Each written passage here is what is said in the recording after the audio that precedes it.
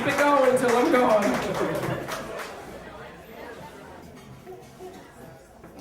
Thank you. I'm going to tell a story tonight about two kinds of panic. One is the slow building panic that you get, and the other is the instantaneous panic. So my best friend Rose and I are driving down the shore one Friday night in September, back in the early 80s. We're in our early 20s. We're going down to a party down the shore for one of our friends who's moving to California. So Rose is driving my car because my leg is in a cast from thigh to ankle because I dislocated my knee and tore all my ligaments after a day of water skiing and a dock party, and I'll get into that another night. But anyway, suffice it to say, Rose has to drive my Datsun because I can't drive. Now, she's driving on Route 347 today. Those days it was just, we called it the Deerwoods Road. It was a road that was about 9 miles long. From Route 47, it pops you out on the other side to Route 47. There are no lights on this road. Back then, it was barely paved. Maybe some lines, maybe not.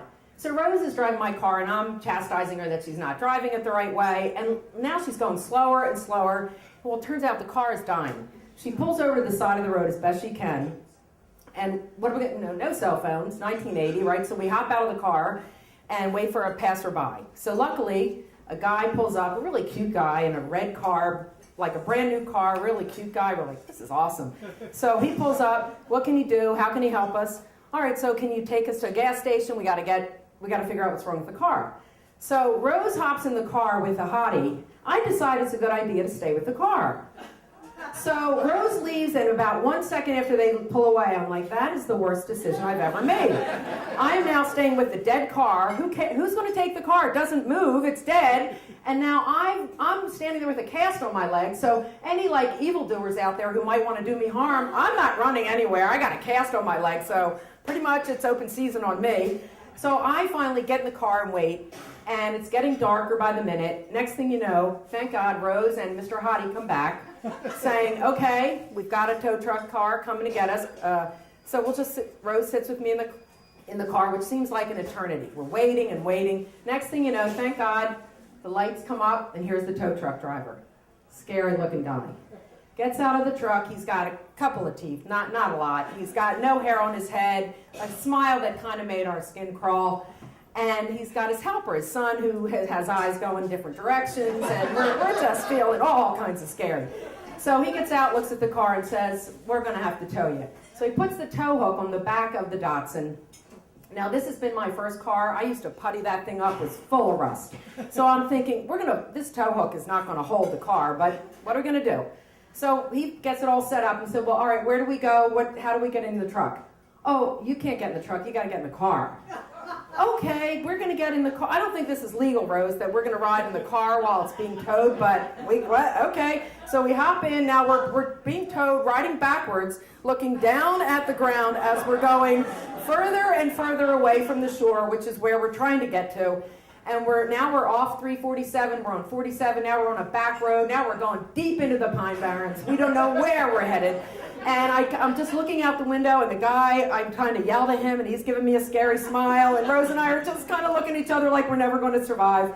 So we finally pull up to a rusted-out garage with dead cars and barking dogs, and you're in the middle of the forest.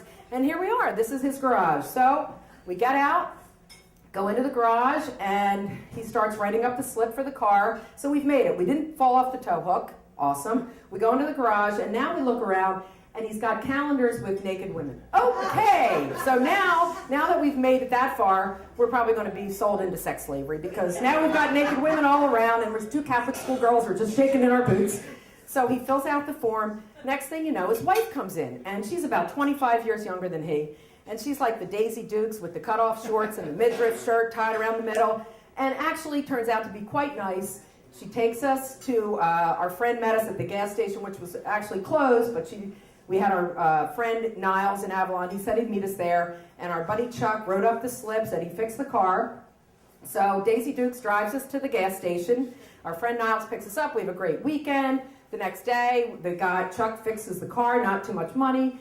We come home Sunday night. Rose drives the car. The funny thing is, we took my car because we thought it was a better bet than Rose's car, because she was driving a Pinto. And if you remember the Pinto, you had the exploding gas tank in the back.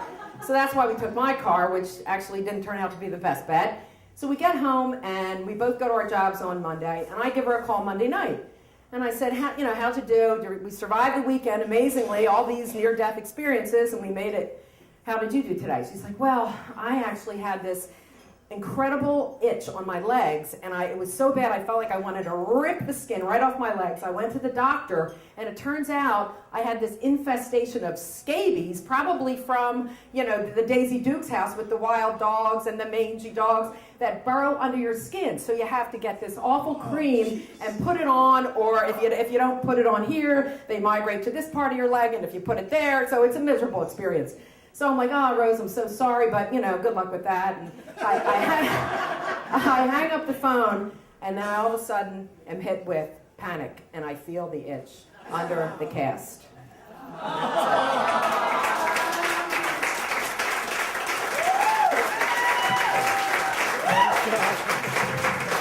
Maureen, everybody.